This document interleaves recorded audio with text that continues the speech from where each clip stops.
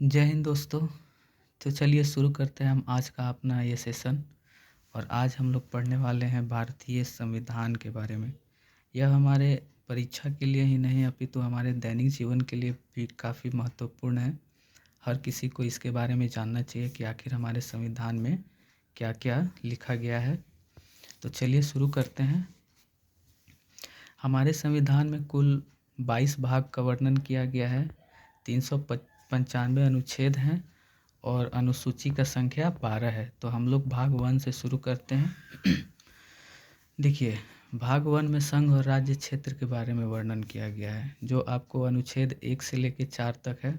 ठीक है, तो देखिए अनुच्छेद 1 क्या कहता है। अनुच्छेद 1 कहता है कि भारत राज्यों का संघ है, यूनियन है, अर्थात इसके राज्य कभी टूटकर अलग नहीं हो सकते। ये देखिए यहाँ पे थोड़ा मिस्टेक है, अलग नहीं हो सकते। तो यूनियन किसको बोलते हैं? जिसके राज्य कभी टूटकर अलग नहीं होंगे उसको यूनियन बोलेंगे। ठीक है, नोट में देखिए जो देश फेडरेशन होते हैं उसके राज्य टूट सकते हैं, जैसे कि आपका सोवियत संघ। इसको काट देंगे। फेडरेशन और यूनियन में क्या अंतर हुआ? तो यूनियन उसको बोलेंगे जिसके राज्य कभी नहीं टूटते, और फेडरेशन उसको बोलते हैं जिसके राज्य टूटकर अलग हो सकते हैं। जैसे आपका यूएसएसआर है, जो पहले रसिया था, वो टूटकर बहुत सारे 5-6 देशों में बट गया, तो वो फेडरेशन के अंतर्गत आता है। ठीक है, चलिए अनुच्छेद 2 के बारे में देखते हैं। अनुच्छेद 2 क्या कहता है? संसद राष्ट्रपति को पूर्व सूचना देकर किसी भी विदेशी राज्य को भारत में मिला सकता है। ठीक है, तो संसद जो है राष्ट्रपति को पहले ही सूचना दे देगा, और कोई भी विदेशी राज्य है उसको भारत में मिला सकते हैं, ऐसा अनुच्छेद 2 में कहा गया है। देखिए एग्जाम्पल में, जैसे कि 16 मई 1975 को सिक्किम का भारत में विलय हुआ था। तो सिक्किम का भारत में विलय जो हुआ था वो किस अनुच्छेद के अंतर्गत हुआ था? तो अनुच्छेद 2 के अंतर्गत हुआ था। कब हुआ था? 16 मई 1975 को हुआ था। ठीक है, चलिए आगे देखते हैं अनुच्छेद 3 के बारे में। तो अनुच्छेद 3 क्या कहता है? संसद राष्ट्रपति को पूर्व सूचना देकर वर्तमान किसी भी राज्य के नाम तथा सीमा को बदल सकता है। ठीक है ना, मतलब कि संसद जो है वो राष्ट्रपति को पूर्व सूचना दे देगा, और कोई भी वर्तमान राज्य जो है उसके नाम और सीमा में परिवर्तन कर सकता है। आर्टिकल किसके तहत? तो आर्टिकल 3 के तहत।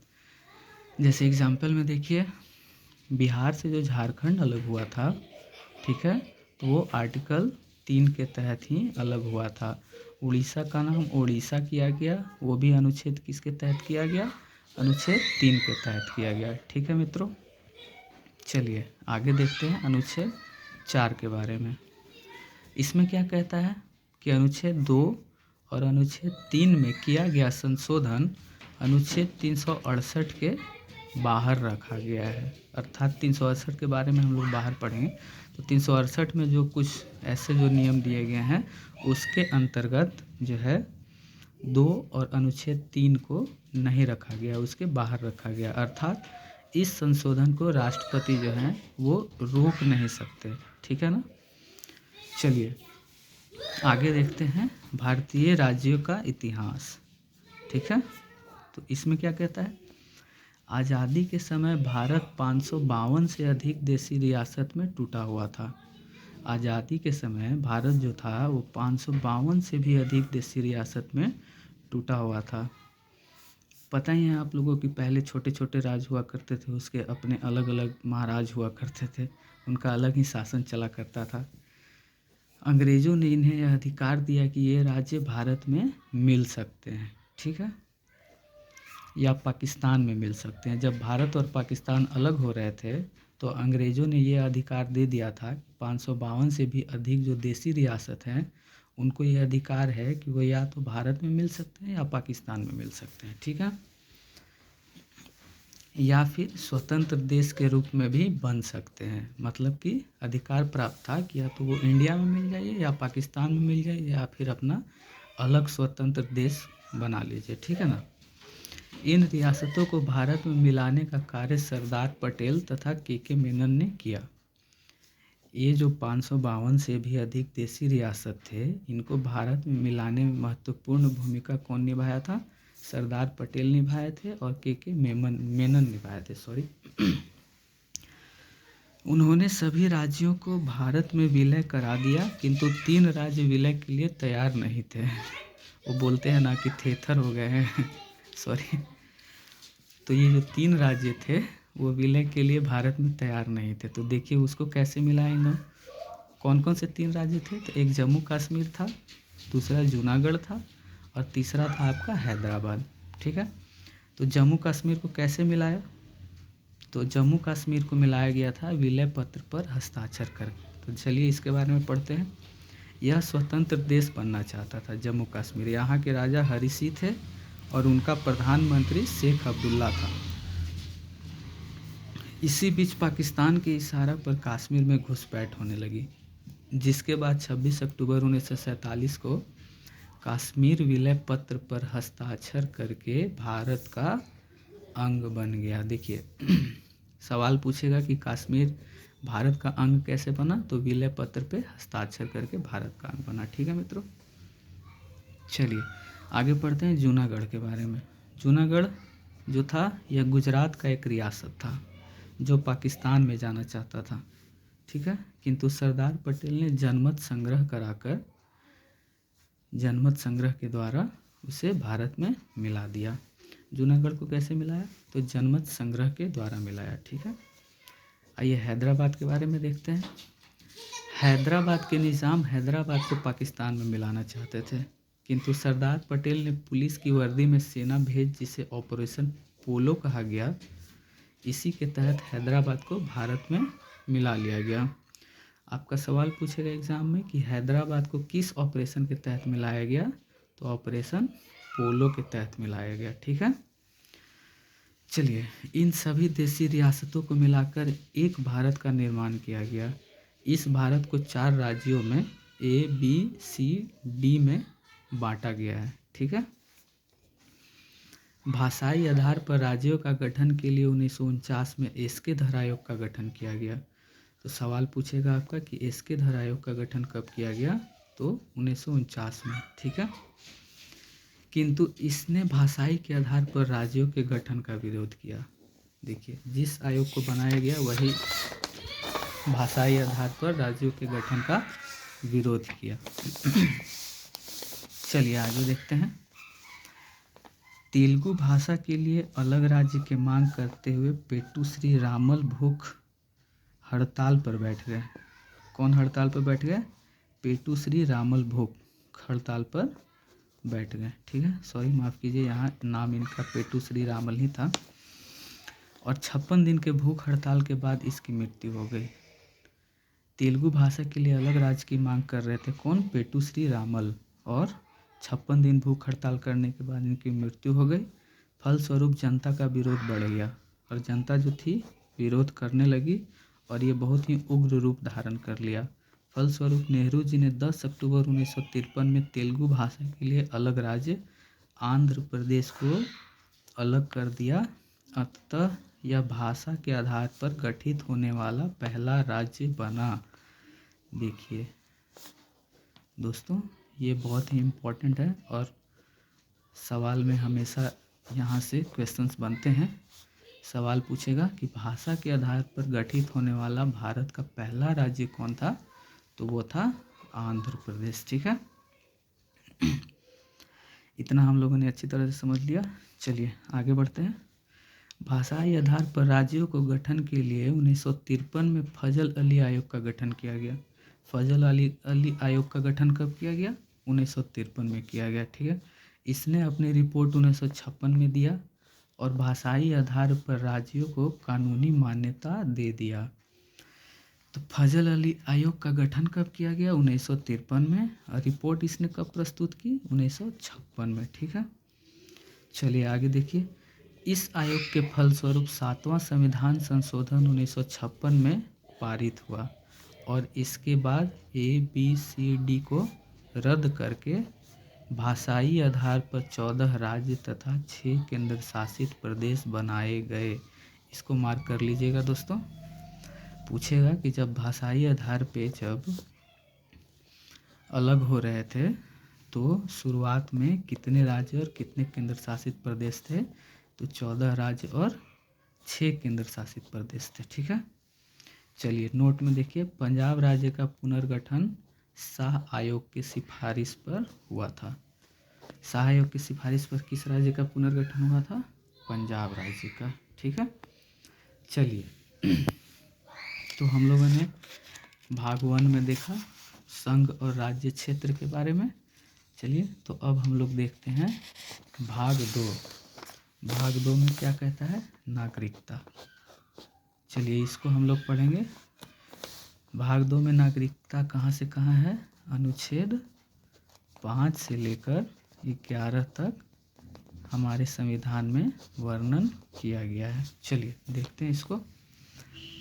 कोई भी देश अपने मूल निवासियों को कुछ विशेष अधिकार देता है। इन अधिकारों को ही नागरिकता कहा जाता है।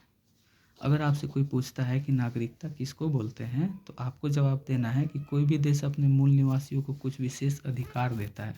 जैसे हम इंडिया में रहते हैं तो हमें यहाँ पे कुछ विशेष अधिकार प्राप्त हैं, तो उसी अधिकारों को ही क्या बोला जाता है? नागरिकता बोला जाता है। ठीक है, भारत में एकहरी नागरिकता है। ठीक है, अर्थात हम केवल देश के नागरिक हैं, केवल एक ही देश के नागरिक हैं।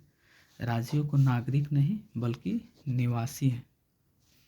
देखिए यहाँ पे कुछ मिस्टेक्स हैं लिखने में, यहाँ पे इसको कैंसिल करते हैं। ठीक है, भारत में नागरिकता ब्रिटेन से लिया गया है। नागरिकता कहाँ से लिया गया है? ब्रिटेन से। यहाँ से भी सवाल पूछते हैं कि नागरिकता कहाँ से लिया गया, ऑप्शन में दे देगा आपको यूएसए, ब्रिटेन, फ्रांस, आयरलैंड, ऐसे करके, तो आपको ब्रिटेन पे टिक कर देना है। ओके, चलिए आगे देखते हैं। भारत की नागरिकता 1950 के अधिनियम पर आधारित है। नागरिकता में पहली बार संशोधन 1986 में किया गया था।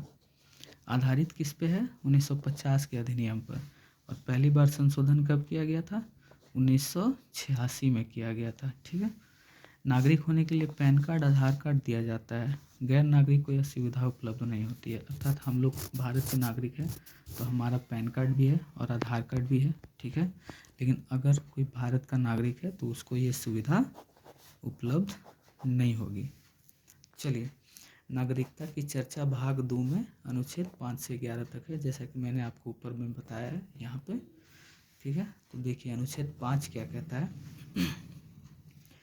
संविधान प्रारंभ में दी गई नागरिकता, अर्थात जब संविधान बना तो उन सभी लोगों को नागरिकता दी गई जो उस समय भारत के अंदर थे। ठीक है, अनुच्छेद 5 कहता है कि जब संविधान बना था तो लोगों को उस समय नागरिकता दी गई थी जो उस समय भारत में ही रह गए थे। ठीक है, ये अनुच्छेद 5 कहता है। अनुच्छेद 6 क्या कहता है? पाकिस्तान से भारत में आए लोगों का नागरिकता, मतलब कि जो लोग पाकिस्तान चले गए थे फिर भारत में आ गए। कब आ गए? संविधान बनने के बाद आएंगे तो नागरिकता नहीं मिलेगी। मतलब कि संविधान बनने से पहले ही आ गए थे तो उनको नागरिकता प्रदान की गई थी। तो ये आर्टिकल 6 में कहता है। आर्टिकल 7 क्या कहता है? अनुच्छेद 7 क्या कहता है? स्वतंत्रता के बाद भारत से पाकिस्तान चले गए ऐसे व्यक्ति जो संविधान बनाने से पहले लौट आए, संविधान बनने से पहले लौट आए, माफ़ कीजिए।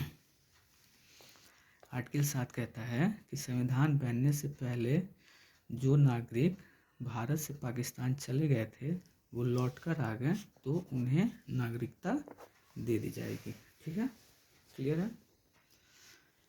चलिए हम लोग देखते हैं अनुच्छेद 8 के बारे में। अनुच्छेद 8 क्या कहता है?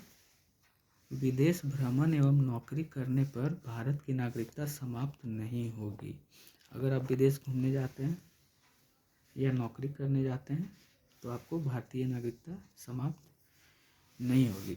जैसे बहुत लोग दोहा, कतर, ब्रिटेन, ऑस्ट्रेलिया चले जाते हैं नौकरी करने के लिए, तो नागरिकता तो उनकी इंडिया की ही होती है, उनकी नागरिकता समाप्त नहीं की जाती है। ठीक है, चलिए अनुच्छेद 9 के बारे में देखते हैं।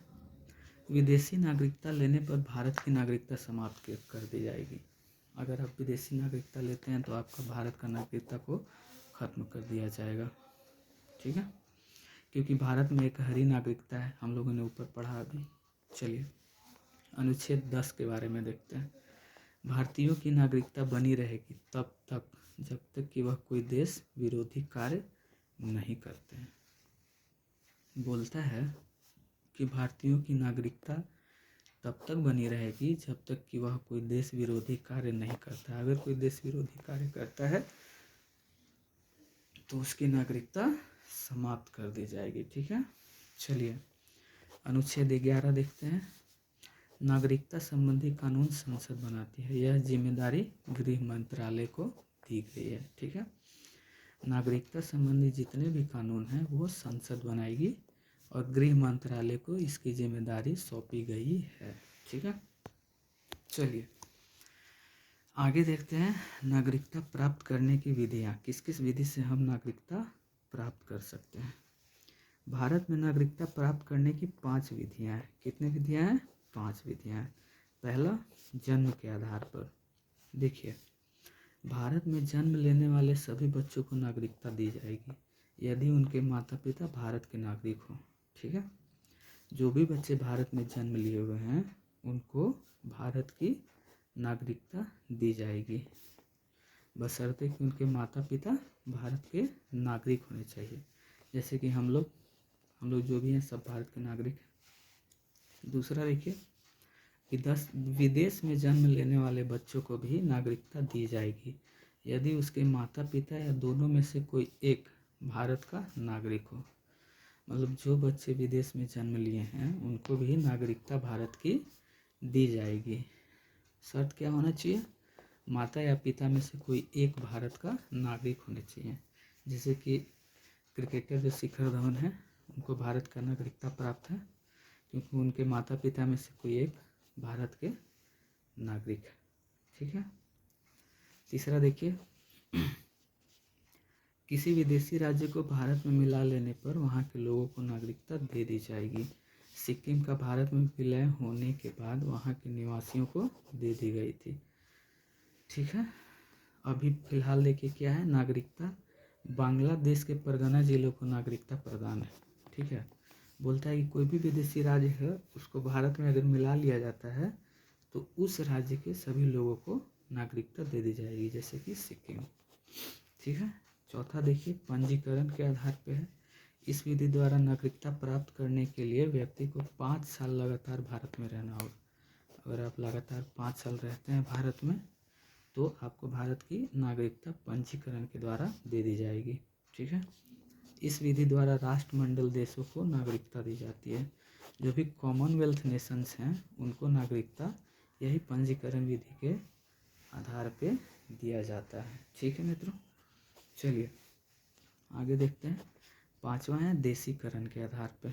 ठीक है, वैसा व्यक्ति जो भारत के किसी एक भाषा को ही जानता हो, भारत के प्रति सकारात्मक सोच रखता है, वैज्ञानिक या कला में निपुण हो, साथ ही लगातार भारत में 10 साल तक रहा हो, उसको भी देशीकरण के आधार पे भारत की नागरिकता दे दी जाएगी मित्रों। ठीक है, चलिए आगे देखते हैं। आगे क्या है देखिए, ओवरसीज नागरिकता। ओवरसीज नागरिकता क्या है? इसे 2005 में, एक मिनट, चलिए 2005 में लक्ष्मीमल सिंघवी समिति द्वारा जोड़ा गया था। ओवरसीज नागरिकता को 2005 में लक्ष्मीमल सिंघवी द्वारा जोड़ा गया। ये बड़े बड़े उद्योगपतियों को दिया जाता है।